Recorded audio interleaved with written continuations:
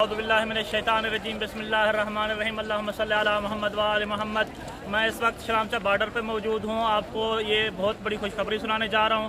پاکستانی زائرین جو پریشان تھے شلامچہ بارڈر کے حوالے سے، الحمدللہ ہمارے بھائی ہیں اسد بھائی جو مہران بارڈر پہ ہوتے ہیں، الحمدللہ وہ بھی اس وقت ہمارے ساتھ بارڈر پہ موجود ہیں، شلامچہ بارڈر پہ، اور ان کی محنت سے اور الحمدللہ تمام مومنین کی دعاؤں سے محنت رنگ لائی ہے۔ الحمدللہ اب مومنین کو، پاکستانی زائرین کو بارڈر شلامچہ پہ اجازت مل گئی ہے، اور میں یہ آپ کو خوشخبری سنا رہا ہوں۔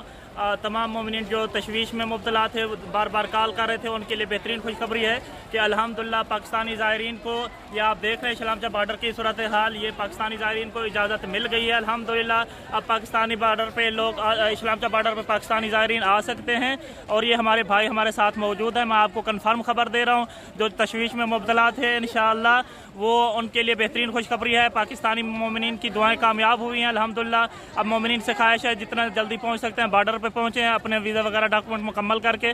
اور میں آپ کو بتا رہا ہوں کہ میں نجف سے یہاں پہ آیا ہوں مومنین کی خواہش پر، اور اگر باقی کوئی معلومات چاہیے بارڈر کے حوالے سے تو میں آپ کو نمبر دے رہا ہوں، اور یہ جو ہمارے برادران کافی رابطہ کر رہے ہیں واٹس ایپ پہ، میں ان سے معذرت خواہ ہوں اور ریکویسٹ کرتا ہوں کہ میں ساری معلومات واٹس ایپ پہ نہیں دے سکتا ہوں، کالیں بہت زیادہ آ رہی ہیں۔